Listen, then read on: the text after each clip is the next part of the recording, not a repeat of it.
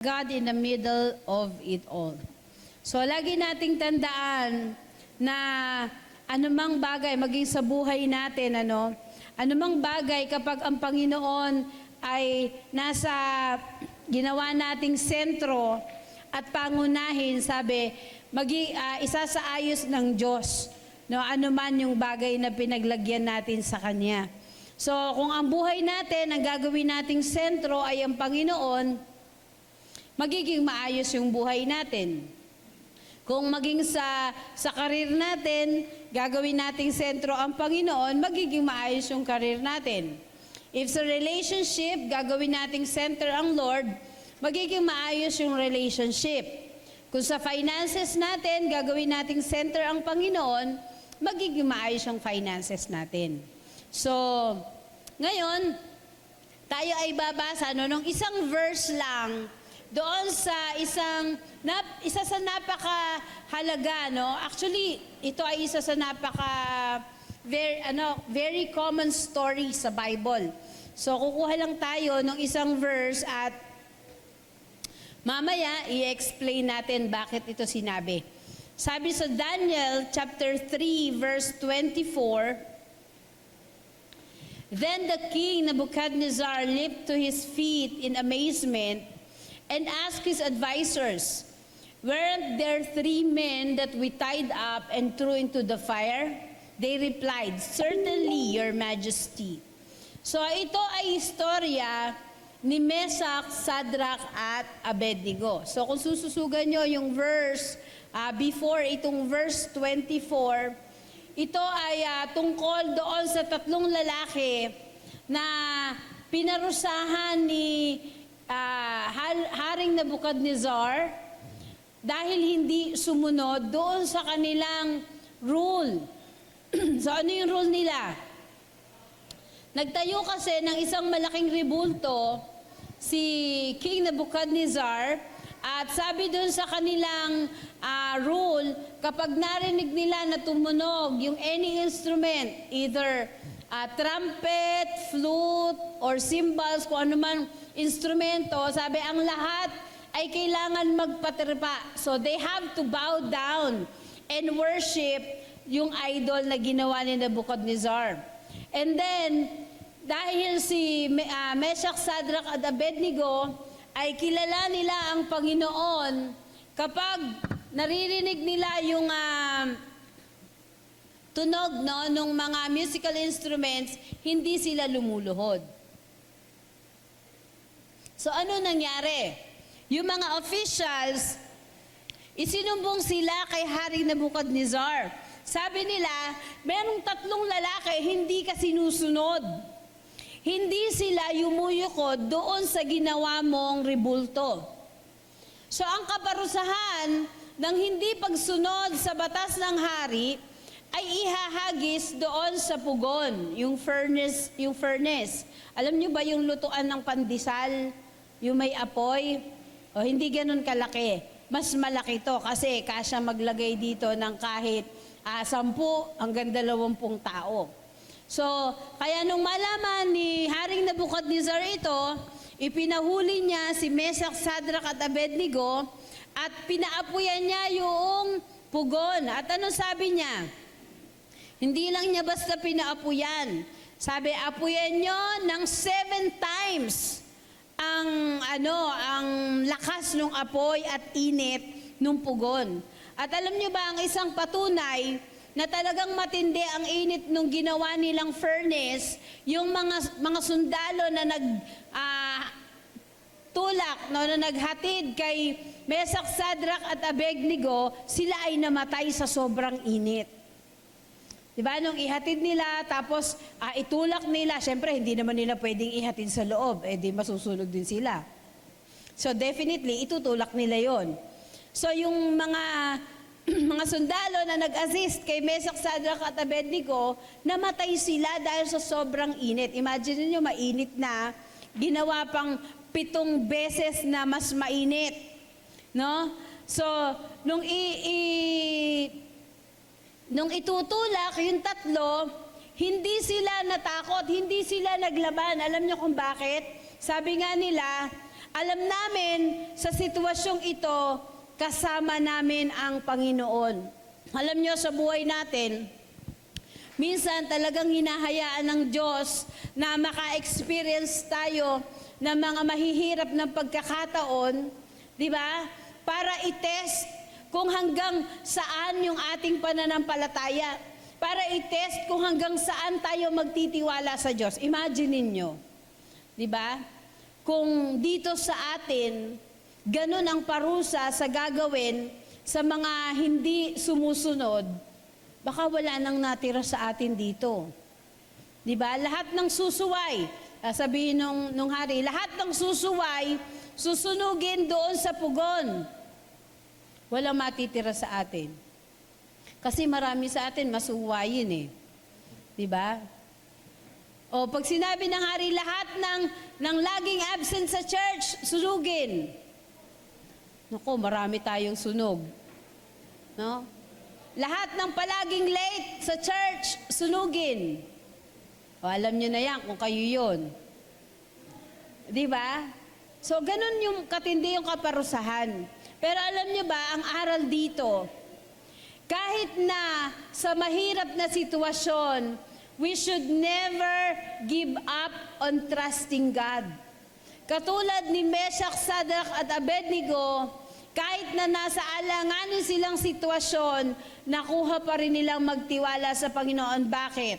Dahil kilala nila yung Diyos na kanilang pinaglilingkuran. Minsan pag dumarating yung mahihirap na sitwasyon, di ba? Mga problema sa buhay natin, takot na takot tayo. Nalilimutan natin na yung Diyos na tumawag sa atin ay Diyos na makapangyarihan. Na yung Diyos na pinaglilingkuran natin, He is a God of possibilities. So hindi mawawala yung mga problema at mga pasakit, di ba? Yung mga sakit sa buhay natin. Meron yung isang preacher, sabi, tinanong niya yung kanyang congregation na pinangangaralan, sabi, sino dito ang ayaw ng problema? Siyempre, maraming nag-amen. Di ba? Masaya ang buhay pag walang problema. O, sino dito ang ayaw na ng sakit? Siyempre, marami din nag-amen. Sabi, sige po, yung lahat ng ayaw ng problema at ayaw ng sakit, ipagpe-pray natin na kunin na kayo ni Lord. Kasi yun lang yung paraan para hindi ka na makaranas ng sakit tsaka mga problema kapag ikaw ay nasa langit na. O sino ngayon dito ang gusto nang pumunta sa langit? Magpapa-altar call tayo.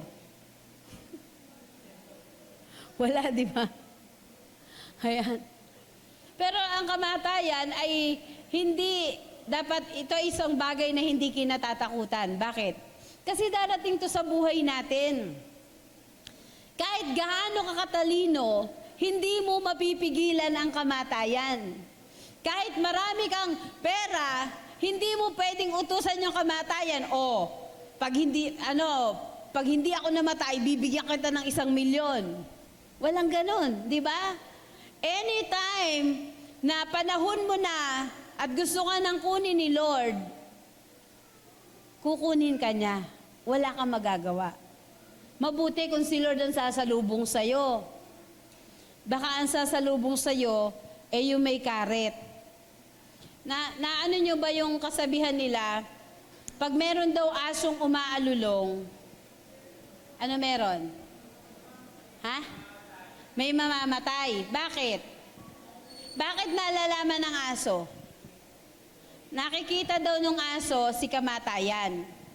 Pero alam nyo ba, tayo ay naniniwala, kapag ang Kristiyano ang namatay, hindi umaalulong ang aso. Alam nyo kung bakit?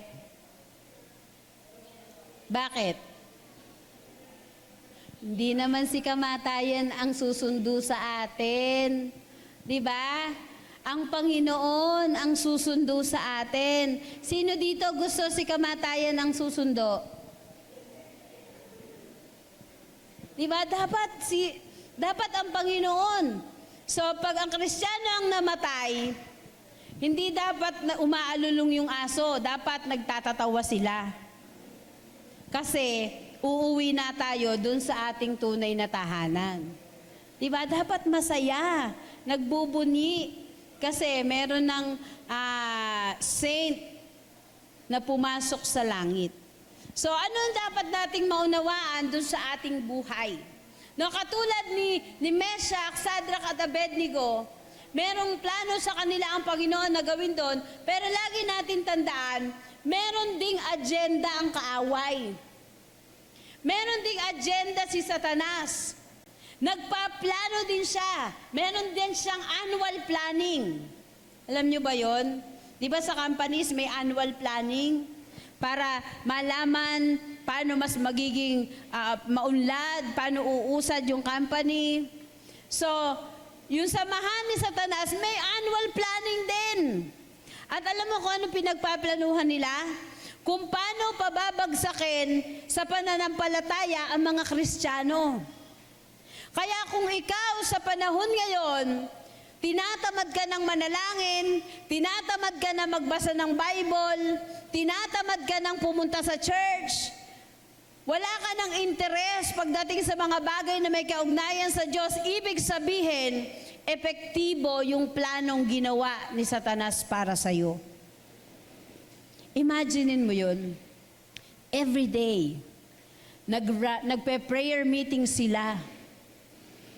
Tumatapat sa bahay mo.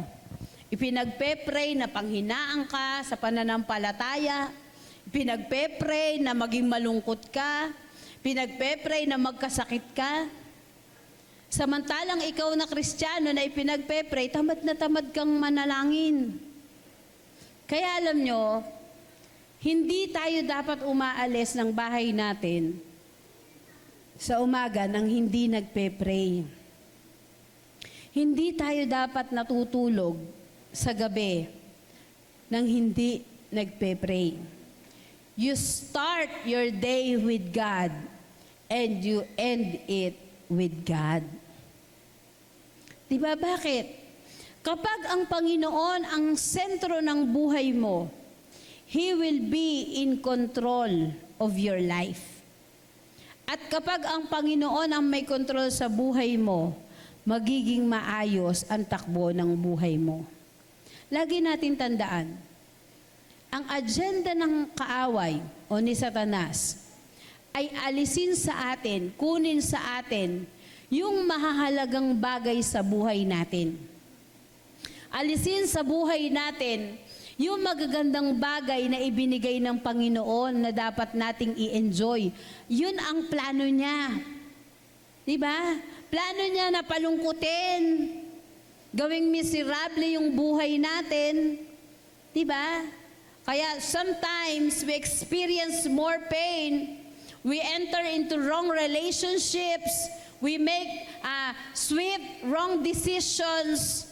Yan ay kasama sa agenda ni Satanas. Subalit hindi tayo dapat magtaka bakit nangyayari ang mga bagay na yan.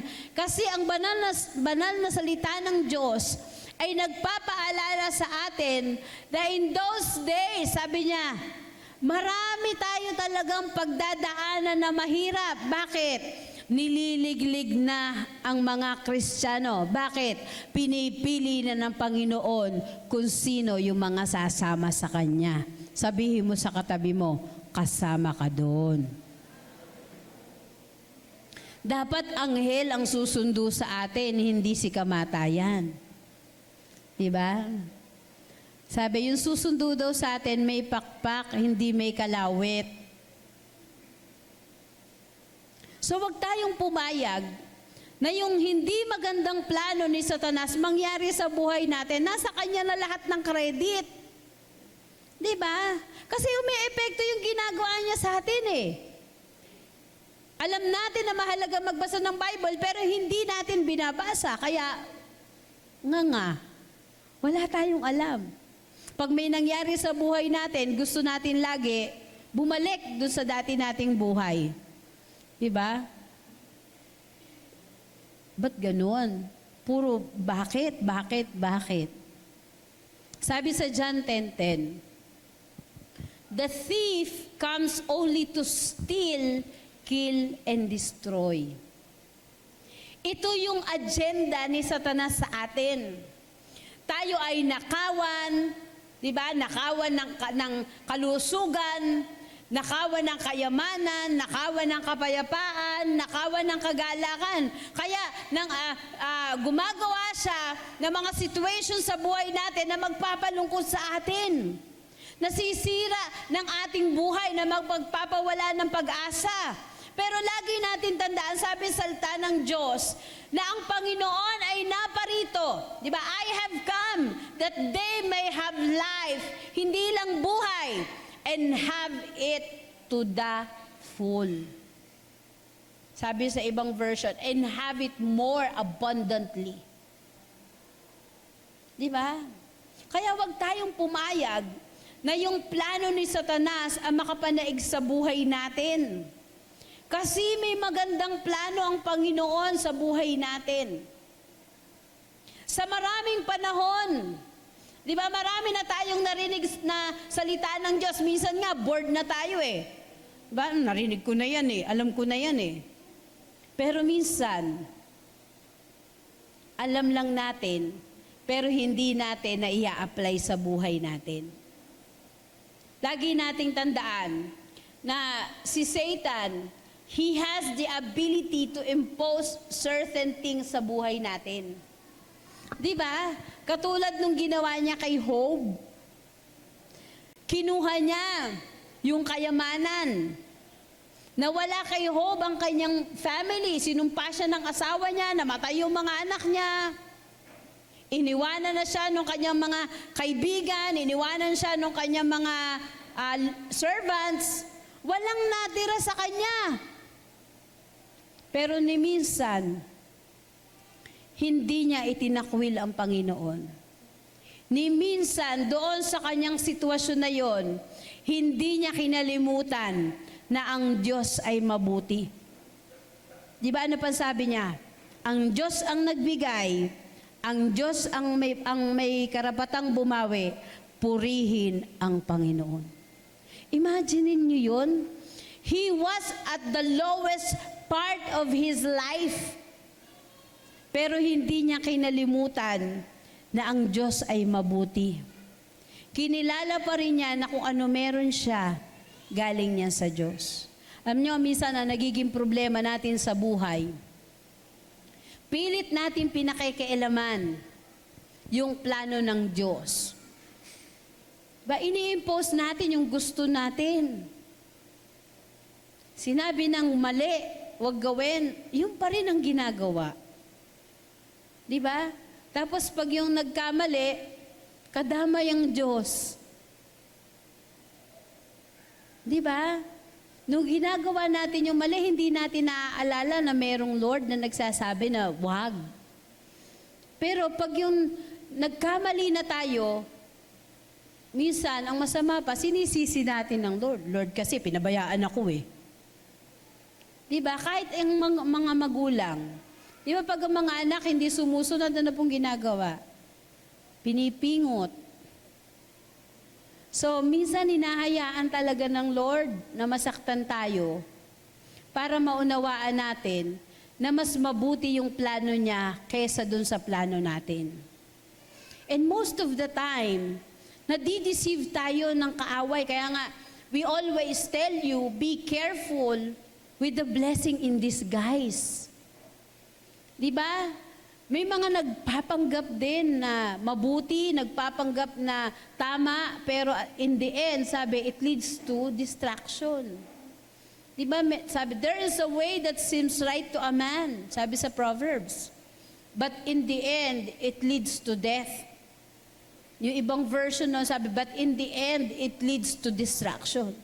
So be very careful sa iyong mga desisyon na gagawin. Be very careful sa mga lakad mo sa buhay.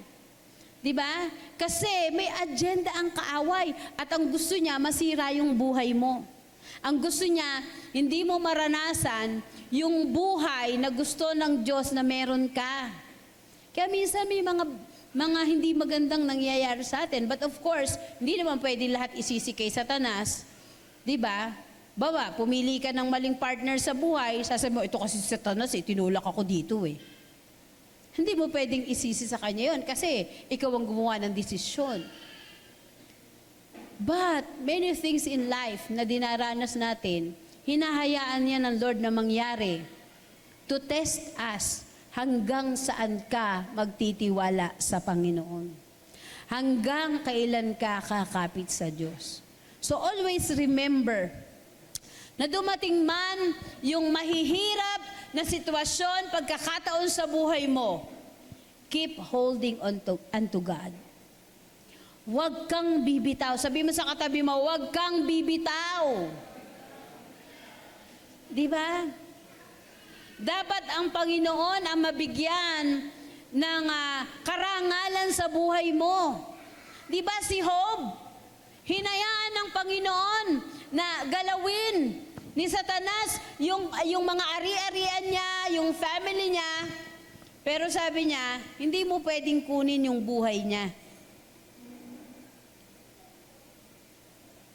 At in the end, nakapagtagumpay si Job. Napatunayan niya na mas mahal niya ang Panginoon kesa sa ano pa mang mga bagay. If you make God proud, sabi niya, ibabalik sa iyo ng Panginoon lahat nung nawala sa iyo. Kaya sabi dun, seek ye first the kingdom of God, and all these things shall be added unto you. Pag ang Diyos ang nagbalik, mamamangha ka. Kaya wag natin ipagpalit ang Panginoon doon sa mga bagay na nawawala, sa mga bagay na lumilipas.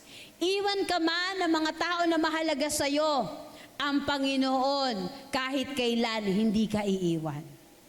Di ba si Mesak, si Sadrach at Abednego, wala naman pumigil dun sa mga sundalo na wag silang ihagis eh. Walang nagtanggol sa kanila. They have no one on their side. But one thing they know, they have God. So sa buhay natin, hindi man tayo suportahan ng iba sa paglilingkod sa Diyos. Pero lagi natin tandaan, ang Panginoon lagi natin kasama. Hindi tayo iiwan, hindi tayo pababayaan. Hindi komot tayo ay nag-iisa lang na pumupunta sa church ko, kompromiso na tayo. Hindi komot ang iba ay hindi nagmi-ministry, tayo din. Hindi komot ang iba ay inactive, tayo din. Lagi nating tandaan, ang salvation, kanya-kanya yan. Walang damay-damay dyan. Hindi komot, ligtas ka, buong pamilya mo, ligtas din. Di ba? Personal ang salvation. Ang buhay, kanya-kanya tayong ibinigay ng Panginoon. Kaya nga pagdating ng kaduluduluhan, di ba? Kanya-kanya tayong harap sa Diyos at kanya-kanya din tayong pagsusulit. Hindi mo pwedeng sabihin na, Lord, masipag naman po yung leader ko. Pwede damay na ako? Lord, mapanalangin naman po yung nanay ko. Pwede ba damay na ako? Di ba? Hindi, kanya-kanya yan. And like Mesak, Sadrach, and Abednego, hindi dapat tayo kumompromiso sa pananampalataya natin. Hindi komot ginagawa na nakararami, pero alam natin na mali ay gagawin na rin natin. Diba? Sabi nung isang kasabihan, hindi ko alam kung sinong gumawa nito eh. Never become so thirsty that you drink from any cup that's presented to you. Be selective, be smart, be wise. Ulit. O, sabay-sabay tayo ha, basahin natin. Ready? Read.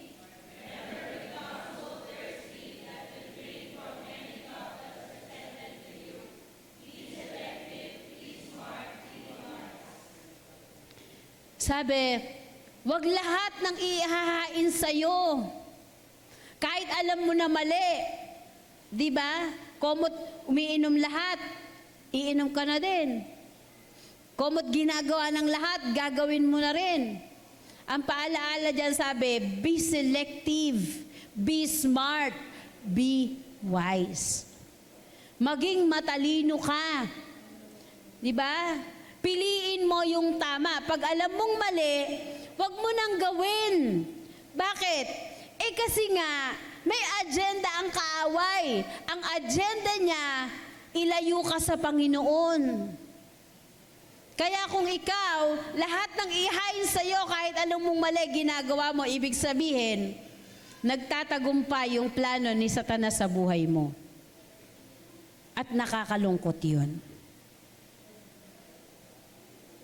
So, kung may plano si Satanas, dapat nating maunawaan, God has a better plan for us.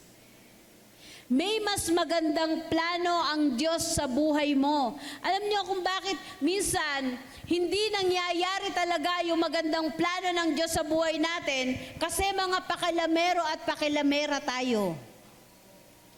Ayaw nating sumunod. Di ba para tayong mga bata na nagtatantrum? Lord, ayoko niyan ang hirap eh.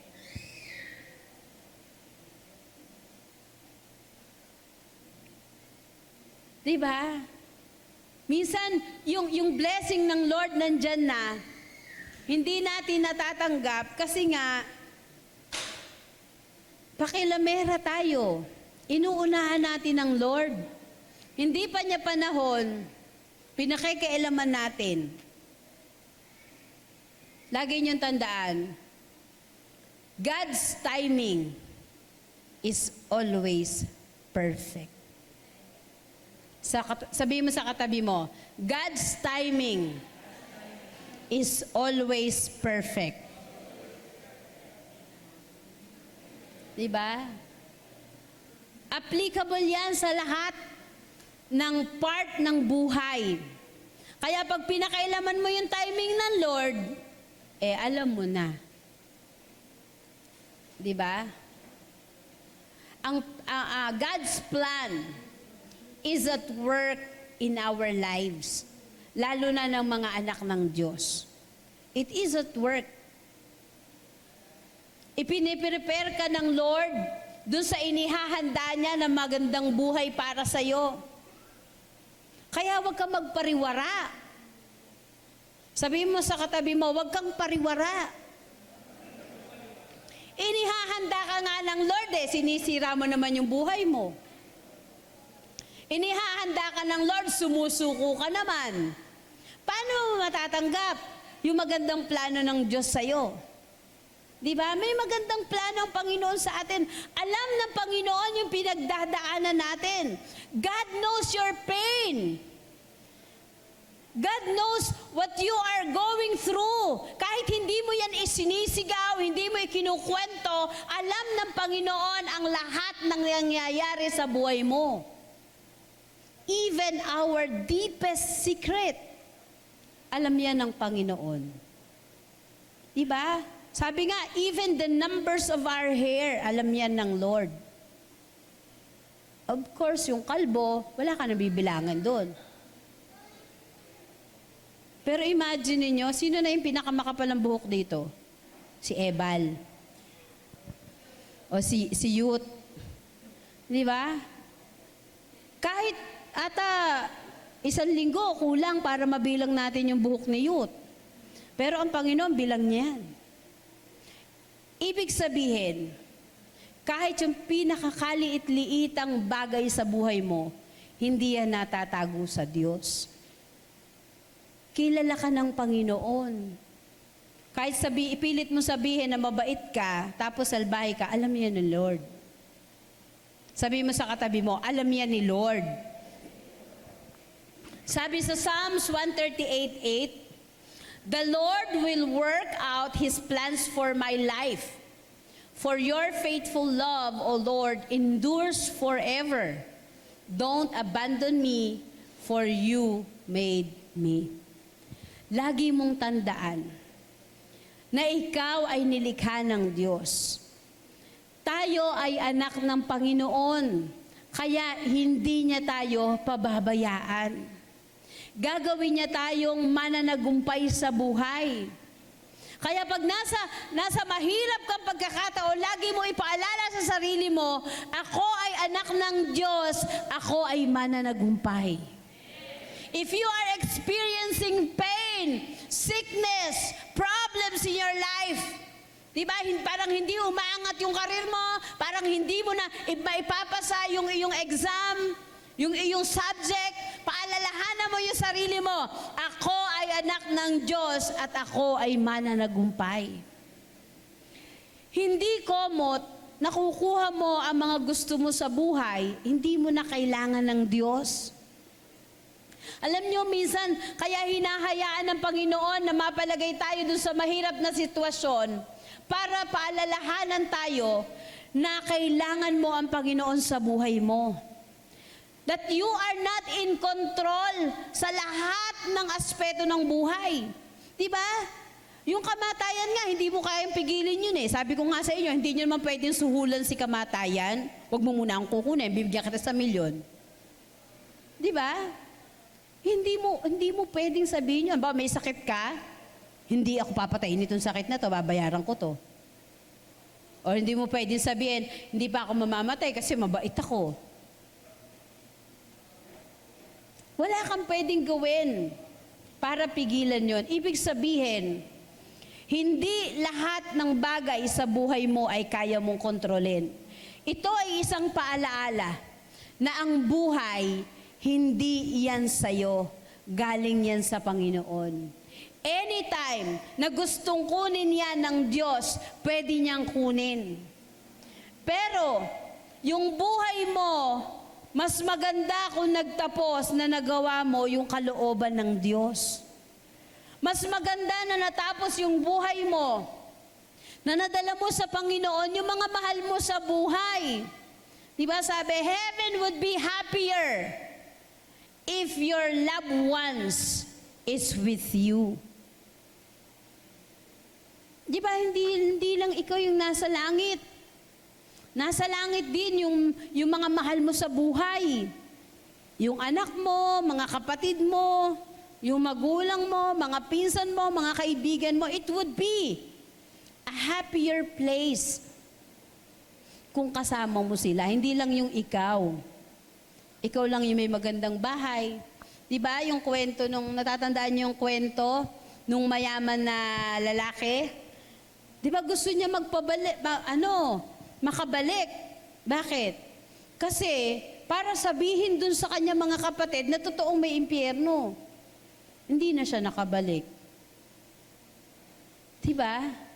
So, we were given life. Only one life. It will soon be past. And sabi, only what's done for Christ will last. Pwede kang maging achiever, di ba, maabot mo yung highest dream na gusto mong maabot. Pero kung yung mga bagay na yan ay hindi mo ginawa para sa Panginoon, baliwala yan. It will end kasabay ng buhay mo dito sa lupa. But sabi, only what's done for Christ will last. Yung mga bagay lang na ginawa natin sa Panginoon would have an eternal value. Kasi what we do for God, sabi, nag-iipon tayo ng kayamanan sa langit. Siguro sa panahon ngayon, matatansya mo na gaanong kayamanan na ba yung naipon nyo sa langit. O baka pagdating sa langit, kasi ikaw naman ay nagpatuloy na Kristiyano, tagalinis ka ng CR doon. May nagtanong, may CR ba sa langit?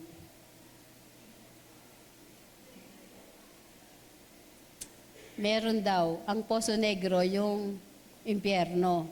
Kaya sabi nila, yung mga nasa impyerno daw, wag titingala. Joke yun. Joke lang yun, baka masyado kayo seryoso. Pahanap nyo pa sa akin sa Bible yun. Kahit joke yun, lagi natin tandaan na matatapos ang buhay natin dito.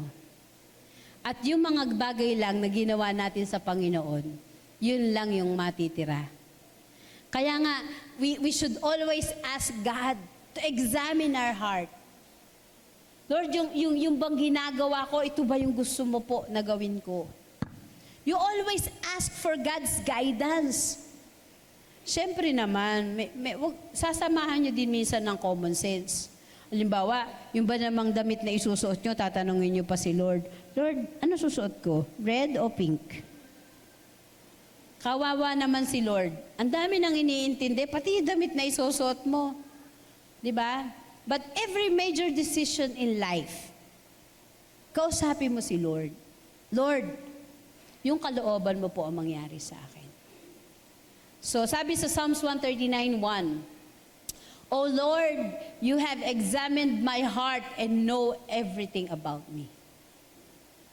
Alam ng Diyos lahat ng pinagdadaanan natin. Alam ng Diyos, no? All the pain, the sufferings we are having. Alam ng Panginoon yung mga problema mo. Alam ng Panginoon yung mga bagay na ginagawa mo. Kahit hindi mo yan ipagsigawan. Diba? Alam ng Panginoon yan. And He knows you. One thing, dapat natin ipagpasalamat na alam ng Diyos lahat yan. At kilala tayo ng Panginoon. Kasi naitatama tayo ng Panginoon. That's why it is very important na tayo ay nagbabasa ng salita ng Diyos. Kasi alam ng Panginoon yung laman ng isip mo at puso mo. And when you read the Word of God, ibinibigay niya yung tamang salita para sa iyo. Kung ikaw ay gumagawa ng mali, itutuwid ka. Diba?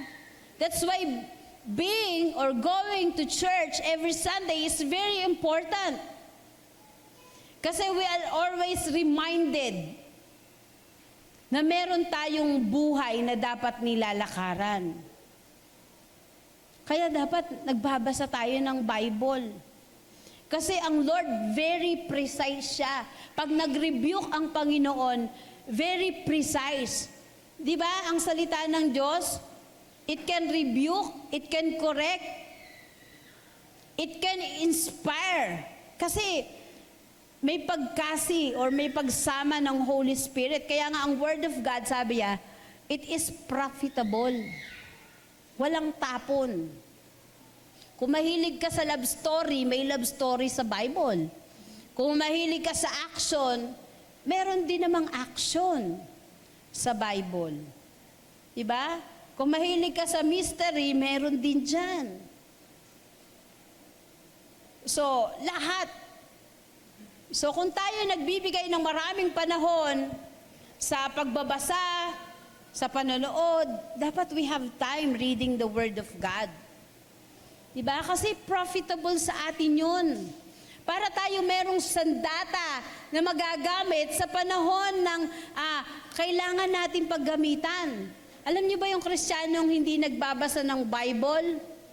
Parang sundalo yan na sumugod sa labanan na walang dala kahit anong sandata. Diba? Anong tawag doon? Pain. Ipinain mo. Sige, patayin niyo ako. Wala kang sandata. Talo ka kagad. Nasa bungad pa lang, talo ka na kagad. Diba? Pero hindi tayo nilikha ng Diyos para maging talunan. Nilikha tayo ng Panginoon para maging mananagumpay. Kaya napakahalaga na palagi nating kasama ang Diyos. Bakit? Ang Diyos ay Diyos ng tagumpay. Pag sinabi ng Panginoon, umulan at umaraw, mabiyak man ang lupa, ang pangako ng Diyos mangyayari sa buhay natin. Diba? God is always true to His Word. Sabi nung ibang scholar, yung Jeremiah 29:11 ay hindi daw para sa lahat. Kasi itong verse na to ay ikinote para doon sa mga held captive ng 70 years. So sabi nila, para maging para sa iyo itong verse na ito, alam niyo ba yung Jeremiah 29:11? Dapat alam nyo yan kasi pangako yan para sa lahat. Diba? Na alam ng Panginoon kung anong plano niya sa iyo. Not to harm you, but to give you hope and a future. Gusto ng Panginoon na may magandang kinabukasan tayo. Sabi nila, para lang daw yun dun sa mga sinabihan na na-held captive ng 70 years. Alam nyo, pag kinuha natin ang principle ng Bible, ang Diyos hindi siya nagbabago. Yung pangako niya sa iba, pangako niya yon para sa lahat. Diba? Kaya you must claim it sa buhay mo na may magandang plano ang Diyos sa iyo at ang plano ng Panginoon ay mangyayari sa buhay mo. It is very important that you put God in the middle of your life. If you want to be successful, if you want to be an overcomer, put God at the center of your life. Alam niyo kung ano yung middle verse ng Bible? Ano yung middle verse ng Bible?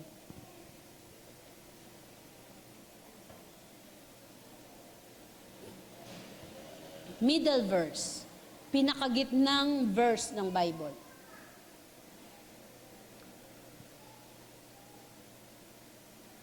Psalms 118 verse 8. Anong sabi doon? It is better to trust in the Lord than to put confidence in man. Kasi ang tao, pwedeng magkamali. Ang tao, pwedeng hindi tumupad sa pangako.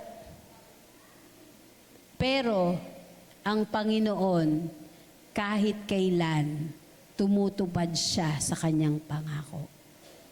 He always keeps His promise. Kaya yan yung pinakasentro na verse ng Bible. Sa Panginoon ka magtiwala, hindi sa tao.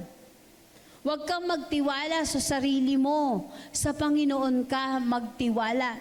If you trust your life to God, you will have a good future. Diba? Si Meshach, si Shadrach at Abednego, doon sa kanilang pagsunod sa Panginoon, sa punishment na ginawa sa kanila ni Nebuchadnezzar, yun sa kanilang situation, walang malinaw na tulong. Diba? Siguro kung tayo nandun, sa palagay nyo ba kung nandun kayo, tapos ka-churchmate nyo si Meshach, Shadrach at Abednego, sabi nyo, Hari, mahal na hari, wag nyo na po silang patayin, ako na lang. Tingin ko walang gagawa sa atin noon, di ba? Malamang sa alamang, kung tayo ang nandoon, baka nagtatago na tayo. Ay, hayaan mo na sila dyan, madadamay pa tayo dyan. Di ba? Walang sign. Walang sign na may tutulong sa kanila. Walang sign na mababago yung desisyon ng hari kasi sumuway sila eh. Di ba? Walang sign na tutulungan sila ng mga sundalo. Sino doon ang susuway sa hari? Di ba? Walang sign na hindi matutuloy yung pag-execute sa kanila. But, there is one thing, sabi, help always comes at the right time. If you are in a very difficult situation, help will come at the right time. Darating ang tulong ng Panginoon sa iyo. Diba? Basta matuto ka lang magtiwala. Put God in the middle of your life. Put God in the middle of your situation. Put God in the middle of your problem. Put God in the middle of your needs. Put God in the middle of it all. At pag inilagay mo ang Panginoon, sabi, idaragdag niya ang lahat ng bagay. Gagawin niya yung magandang plano niya sa buhay mo. Uulitin natin yung sabi sa Psalms 118:8. It is better to trust in the Lord than to put confidence in man. Kung wala kang maasahan, wala kang masandalan, wala kang mahinga ng tulong, nandyan ang Panginoon. You just have to learn to trust. Lagi mong ipaalala sa sarili mo, ako ay anak ng Diyos at ako ay mananagumpay. Kapag marami kang pinagdadaanan sa buhay, lagi mong ipaalala sa sarili mo, ako ay anak ng Diyos at ako ay mananagumpay. Alam ng Panginoon ang lahat ng sitwasyon natin sa buhay. Alam niya yung pinagdadaanan mo, alam niya yung pangangailangan mo. And one thing na palaging sinasabi ng salita ng Diyos, help will come at the right time. Pwede bang tayong lahat ay pumikit at lumapit tayo sa Panginoon? Ano man yung mga hinaing natin, ano man yung mga gusto nating isaayos ng Lord sa buhay natin, hilingin natin niya sa Lord.